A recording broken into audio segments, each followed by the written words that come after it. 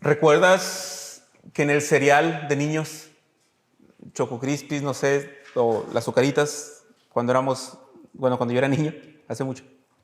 No creo que haya llegado los Choco Crispies a Cuba, ¿o sí? No. Pero era un cereal sabor chocolate, eran cereales con azúcar, eran cereales muy mortales, la verdad. O sea, no tiene nada de bueno. Pero no sé si recuerdan que en una de las campañas que hacen estas empresas de cereal, era que venían unos lentes con un filtro rojo y un filtro azul, ¿se acuerdan? Y la idea es que en la parte de atrás había un dibujo secreto con líneas rojas y líneas azules y luego con otros colores o con colores negros. Entonces la idea era que cuando tú te ponías estos lentes, el efecto que daban era que ya no veías las líneas rojas y tampoco veías las líneas azules y podías ver la imagen secreta que estaba en la caja del reverso. Era muy divertido.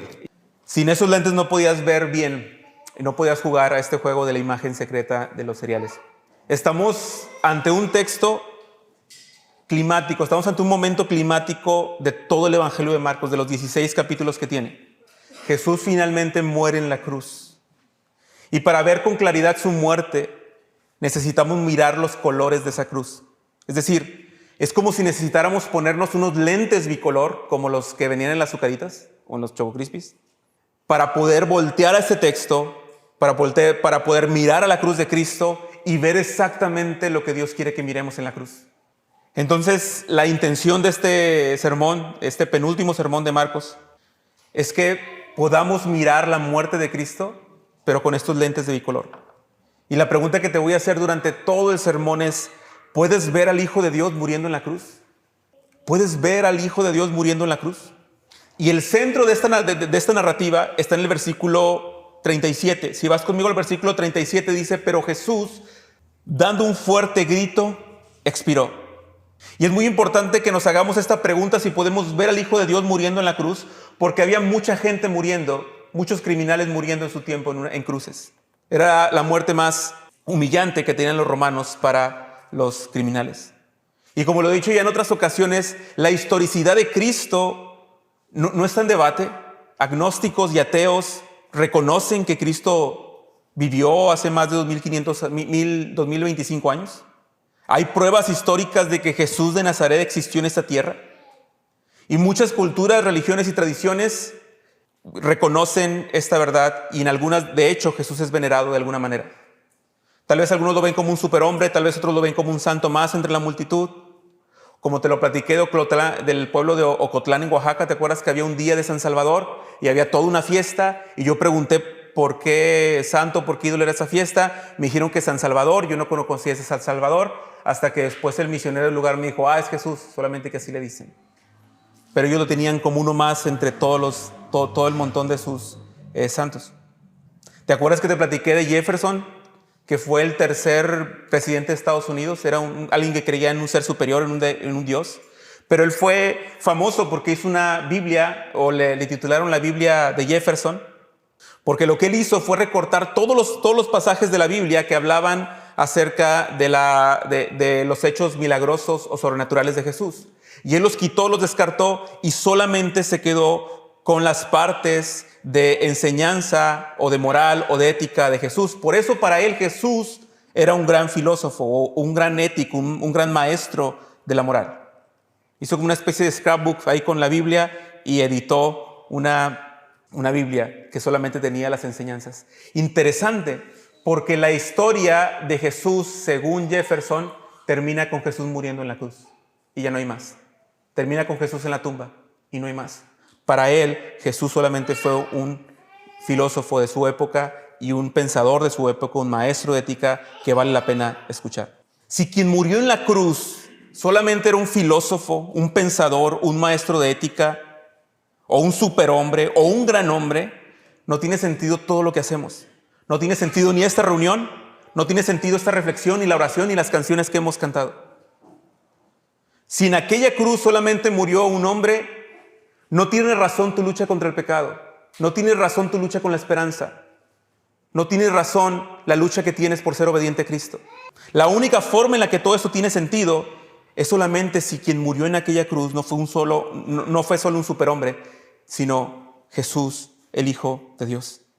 Porque tú y yo pudiéramos dar nuestra vida por una buena causa, cualquiera lo haría, por nuestra propia elección, tal vez. Pero el que nosotros muramos por una buena causa no tiene ningún tipo de efecto eterno ni cósmico. Y solamente la muerte de Jesús, el Hijo de Dios, por su propia elección y por su propia decisión para salvarnos, tiene efectos cósmicos y eternos en toda su creación. Por eso te voy a estar preguntando todo el tiempo, ¿puedes ver al Hijo de Dios muriendo en la cruz? Y quisiera que te pusieras estos lentes bicolor junto conmigo al navegar el texto, para que podamos ver la cruz y puedas ver a Jesús, el Hijo de Dios, muriendo para salvar a su pueblo, para salvar a todos los que creen y se arrepienten. Así que vamos a ver el primer color. Te dije, nada, hay dos colores. Y el primer color es el color del juicio.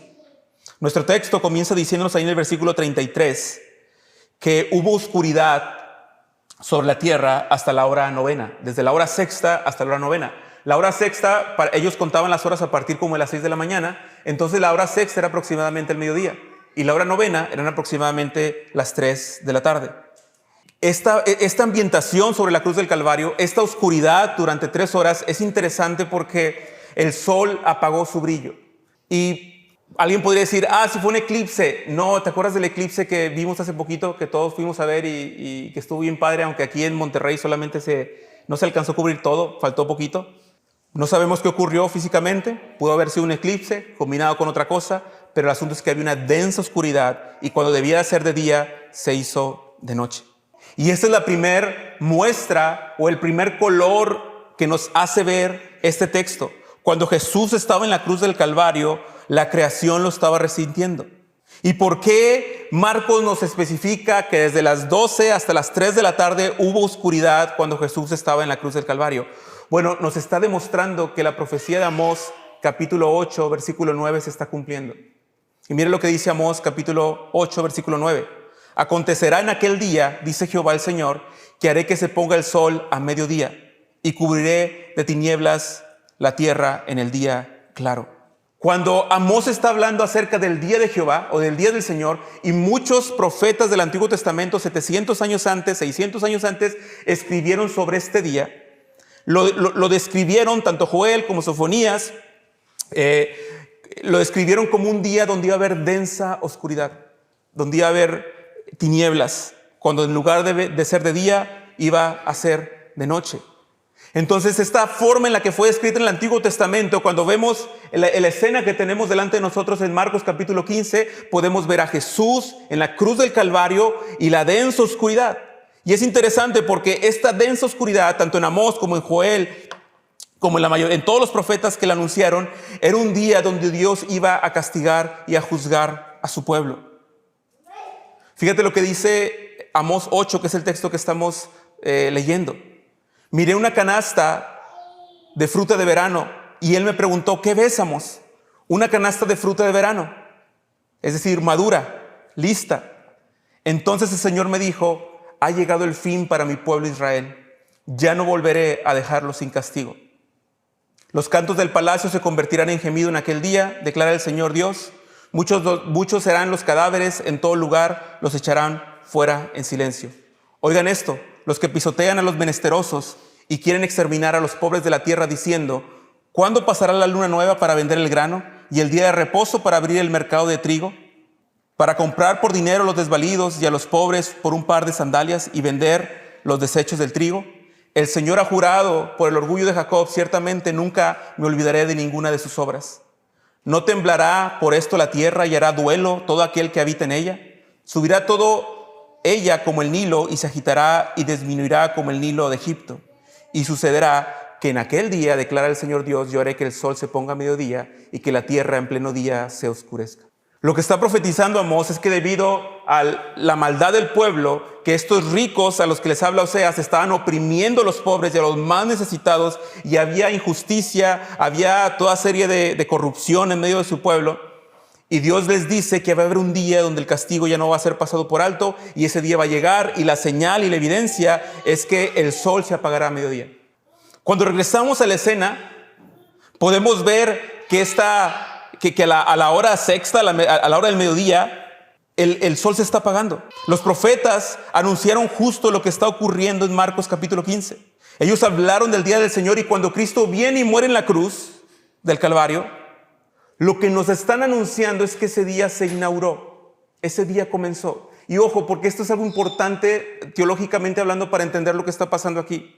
Cuando los profetas miraban hacia el futuro, decían, va a llegar un día donde va a haber tinieblas y van a ser castigados. Pero cuando sucede, y cuando hay las tinieblas, y cuando esta profecía de Jesús se cumple en la cruz del Calvario, nos damos cuenta que no era un día de 24 horas, sino que el día del Señor era una era. Era un momento que se inauguraba con Cristo Jesús muriendo en la cruz del Calvario, y que va a tener su cumplimiento final hasta que Él regrese. Entonces, esta profecía está cumplida parcialmente en Jesús al inaugurar el día de juicio, el día del Señor.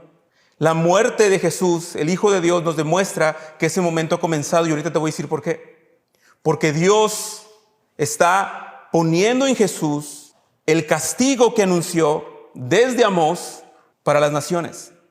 Y esta es la segunda o el segundo giro de la narración. No solo entendemos ahora que no era un día solamente, sino que era una era que comienza con Jesús, sino que cuando tú regresas a Amós te das cuenta claramente que el que iba a ser castigado era el pueblo corrupto, el pueblo que se había portado mal. Pero cuando regresamos a la escena de Marcos capítulo 13, te das cuenta que el que está siendo castigado, ¿quién es? Jesús. Y eso es lo nuevo que tú y yo tenemos que comprender del color de la cruz del Calvario. Que la cruz representa juicio. Y lo es, ahorita lo voy a explicar un poquito mejor. Pero el juicio comenzó y se inauguró con Cristo Jesús, el Hijo de Dios, muriendo por todos aquellos que creen y se arrepienten en Él. En lugar de que tú y yo en el día del juicio, o todas las personas que estaban ahí, fueran exterminadas en ese momento, en lugar de que Dios castigara el pecado de toda la humanidad, Él decidió enviar a su Hijo Jesucristo, según el plan determinado de Él, para que Él cargara nuestras enfermedades y nuestros dolores, para salvar a un pueblo. Entonces te vas a dar cuenta que la cruz de Cristo juzga y da vida. Y esos son los dos colores que vamos a ver hoy. Pero el primero es el del juicio. Ese día iba a traer juicio, y está sucediendo ese día, se está inaugurando ese día, pero el juicio está cayendo en Cristo Jesús, quien no pecó. Entonces entendemos que este gran día del Señor se ha inaugurado. Y lo veremos también un poquito más adelante. Pero, ¿puedes ver al Hijo de Dios muriendo en la cruz del Calvario por ti y por mí? Y lo pregunto porque si no logras entender que tus acciones, que mis acciones, se merecen la muerte y el castigo eterno, tú vas a decir, pues nadie le pidió morir, ¿para qué venía a morir? Si tú consideras que puedes ser bueno por ti mismo, no vas a poder ver el color de la cruz. Si tú crees que te podías autosalvar, autodarte esperanza, no vas a poder ver el color de la cruz. Para poder ver claramente a Cristo muriendo en la cruz del Calvario como Hijo de Dios, necesitas saber que Él vino a salvarte porque tú y yo no podíamos salvarnos, porque Israel no se podía salvar. Pero como dice Romanos, pero Dios muestra su amor para con nosotros en que siendo aún pecadores, Cristo murió por nosotros.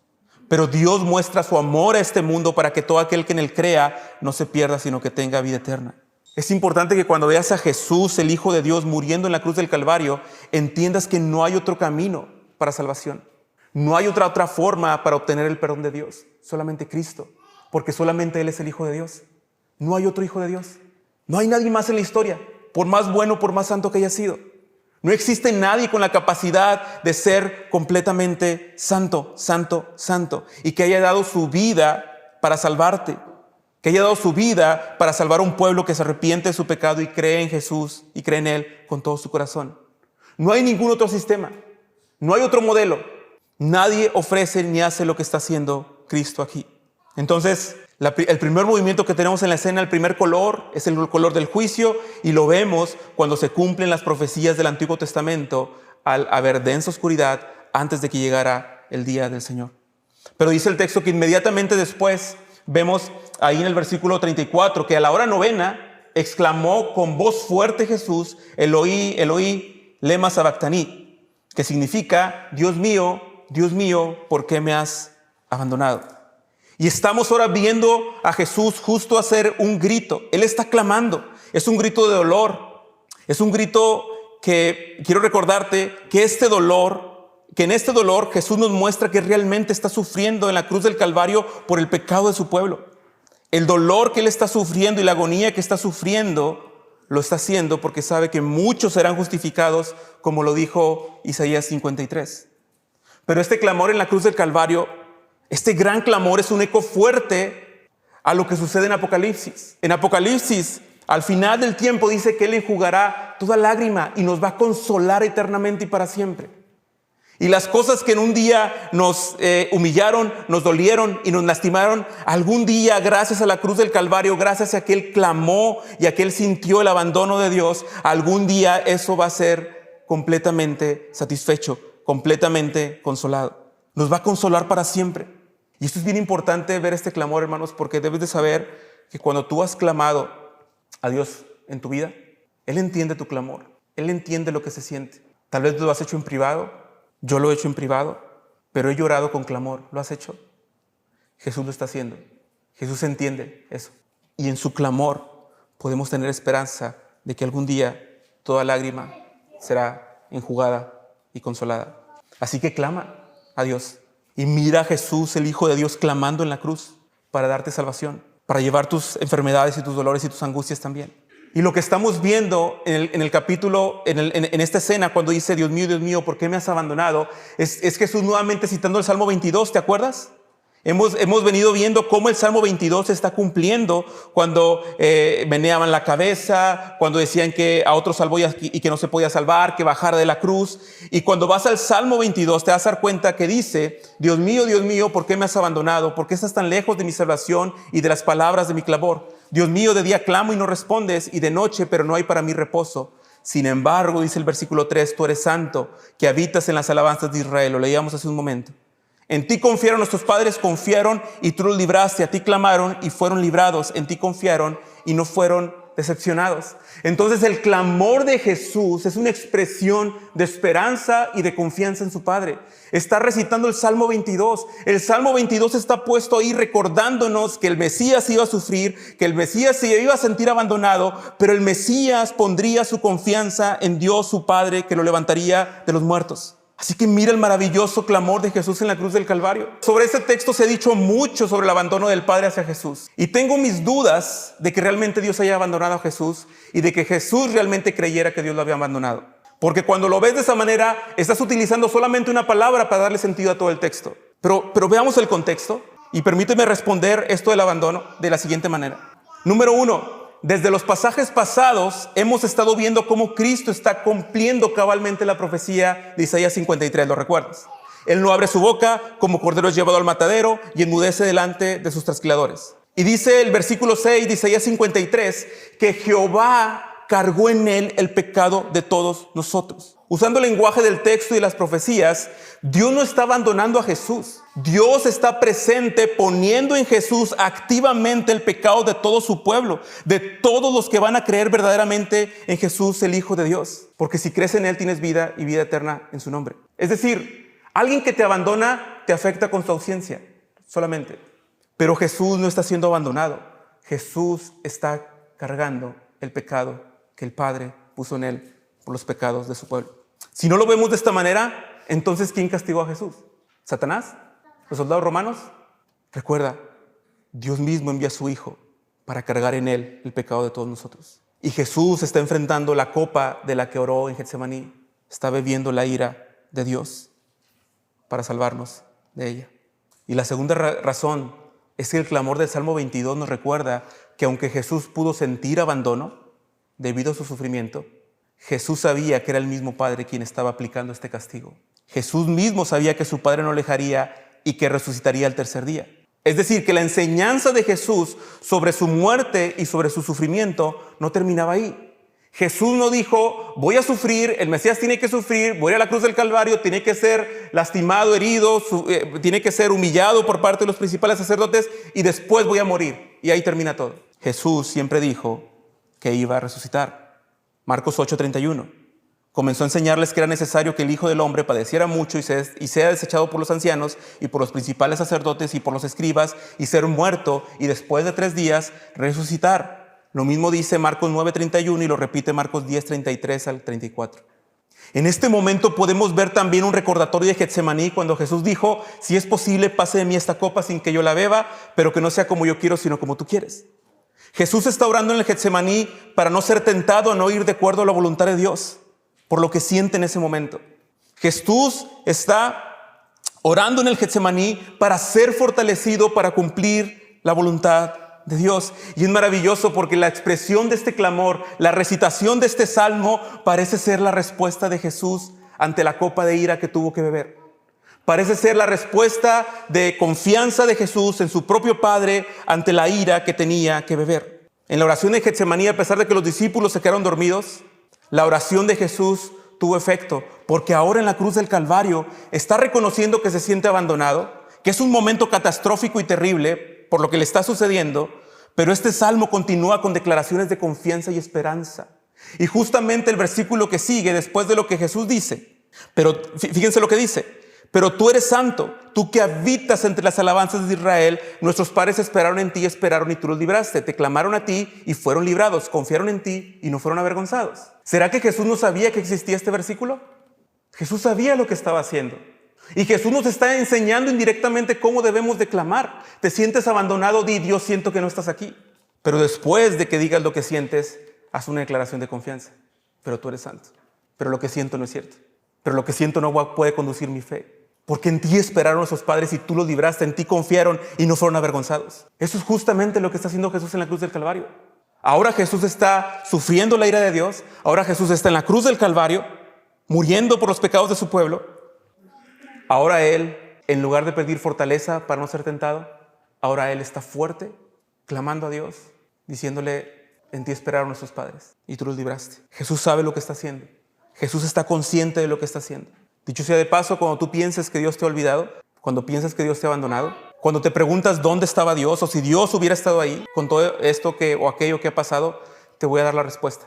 ¿Dónde estaba Dios en tu dolor, en tu sufrimiento? Dios estaba cargando en Cristo el pecado de todo su pueblo para ofrecer salvación y vida a todo el mundo. Entonces, en tus sufrimientos y en tus dolores, puedes mirar al Hijo de Dios muriendo en la cruz del Calvario para salvar.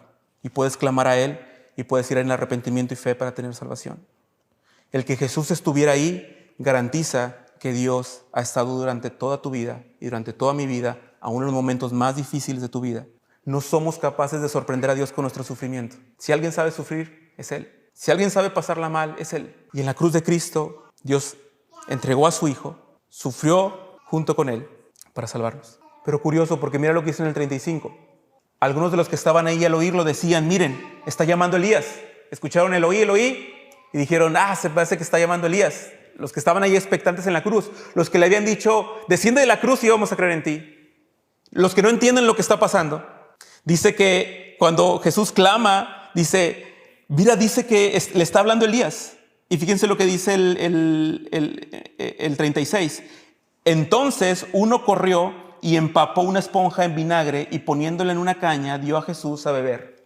Es interesante porque el Salmo, esta es una alusión obviamente al Salmo que nos recuerda que le dieron a beber vinagre en su sed. Pero es interesante porque culturalmente hablando, el que le hayan dado vinagre era una forma de mantenerlo despierto. Ellos escucharon a Jesús clamar, Eloí, Eloí, y le está hablando Elías, ya está delirando tal vez, no sé. Vamos a darle vinagre para que se mantenga despierto, como una inyección ahí de adrenalina, para que sigamos observando, para que sigamos viendo. Y estos hombres no entienden que Jesús no le está hablando a Elías, Jesús está hablando con su Padre. Pero lo irónico de la situación es que ellos le dan este vinagre a Jesús y dice, dejen, veamos si Elías lo viene a bajar. Ellos todavía tienen como una ventanita abierta tal vez, como diciendo, vamos a ver si realmente es el Mesías y ocurre algo espectacular en toda esta densidad, en todo lo que está pasando. Vamos a ver si alguien lo baja de la cruz. Pero otra vez, si Jesús se baja de la cruz, no hay salvación, no hay vida, no hay nada. El poder más grande de Dios se muestra al morir Jesús en la cruz del Calvario. Pero esto es bien curioso porque cuando ellos escuchan esto de Eloí, Eloí, que piensan que es Elías, es bien interesante porque ellos no se han dado cuenta que Elías ya vino. ¿Te acuerdas? Elías, que era Juan el Bautista, murió en manos de Herodes. Y los discípulos le preguntan a Jesús en Marcos, Jesús, ¿por qué los fariseos dicen que Elías debe venir primero antes de que venga el Mesías? Y Jesús dice, eso es cierto. Primero tiene que venir Elías. Pero Elías ya vino y hicieron todo cuanto quisieron con él. Y eso nos remonta a Marcos capítulo 1, cuando describen a Elías. Describen a Juan el Bautista y lo identifican con Elías, el profeta que iba a venir. Y cuando vas a Malaquías capítulo 4, versículo 5, sorpresa, dice, he aquí envío Elías antes de que venga el día terrible, el día de juicio. Hay una ironía bien grande en esta escena, porque los fariseos están diciendo, a ver si viene Elías. Y la respuesta que tenemos para ellos es, ya vino Elías. Y el que ya haya venido Elías, que es Juan el Bautista, nos garantiza que lo que está pasando, el color que estamos observando en la cruz del Calvario, es que es el día de juicio. Y ese es el primer color que nos muestra el pasaje. Entonces es el 37, pero Jesús, dando un fuerte grito, expiró. En lugar de que viniera Elías, Jesús murió de acuerdo a lo que tenía que pasar. ¿Puedes ver a Jesús, el Hijo de Dios, muriendo en la cruz del Calvario? Pudimos ver arriba cómo está el color del juicio.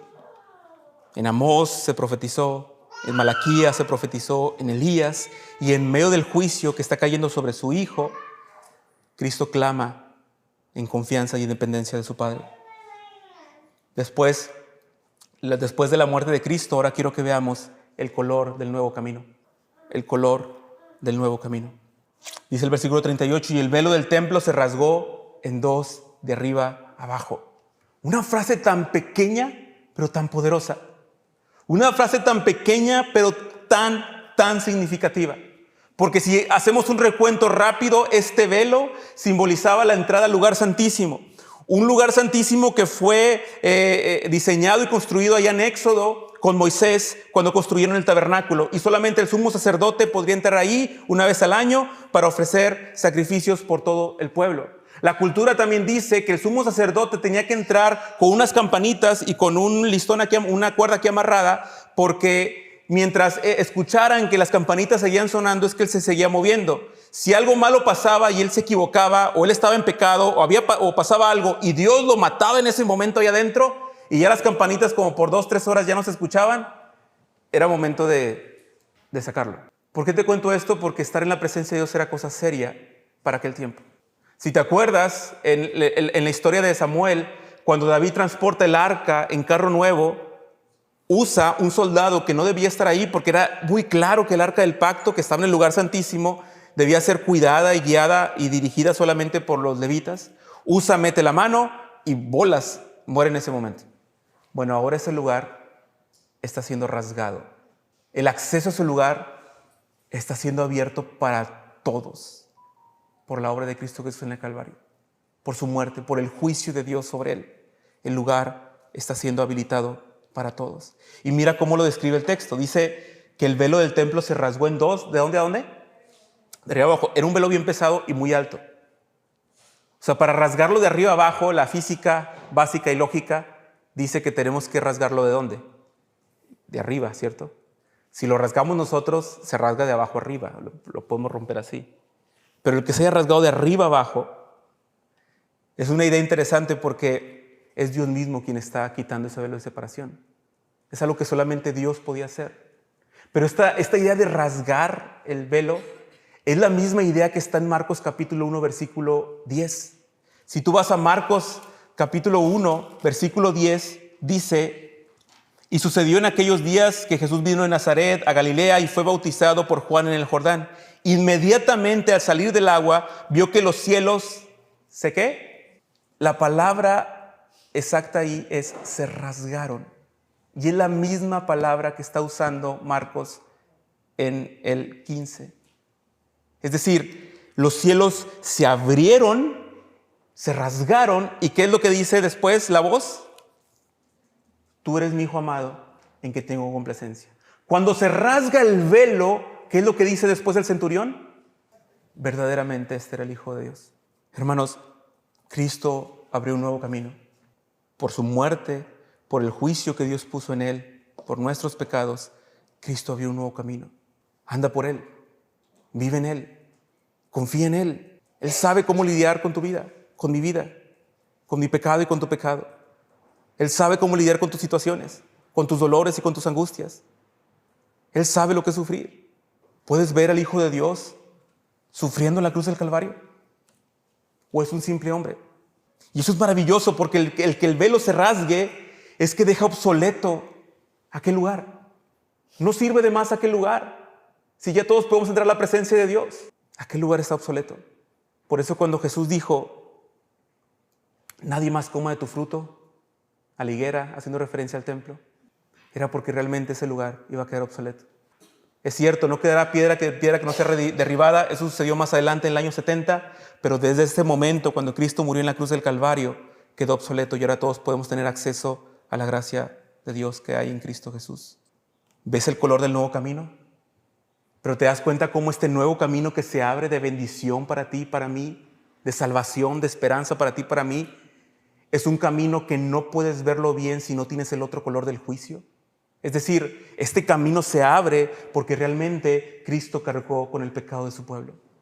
Este camino se abre porque realmente Cristo eliminó el pecado y el acta de los decretos que nos acusaban y que nos condenaban. Si tú solamente estás viendo con un ojo, diciendo, Dios me salvó, Dios me dio un nuevo camino, me dio una nueva oportunidad, una nueva vida, no estás viendo el evangelio completo. Porque para que suceda este color, tiene que estar el otro color.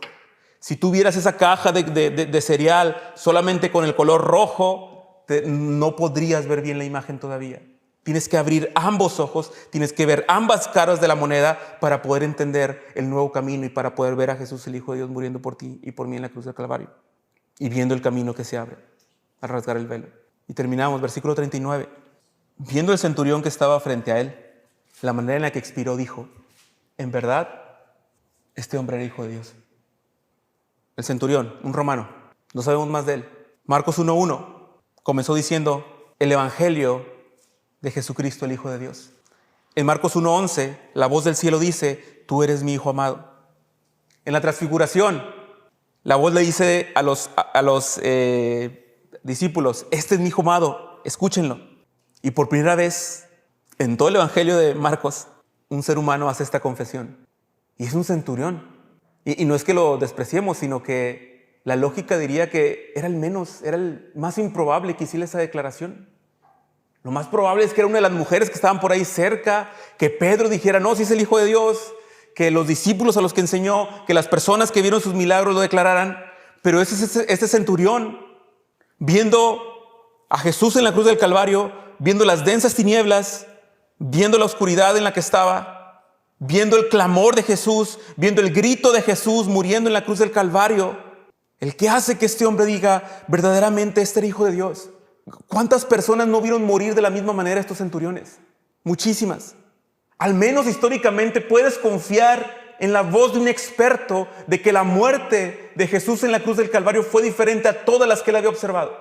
Al menos puedes ver a un romano sin ninguna ascendencia religiosa o judía que le obligara a la palabra, solo por el hecho de ver lo que está sucediendo, él declara verdaderamente este hombre era el Hijo de Dios.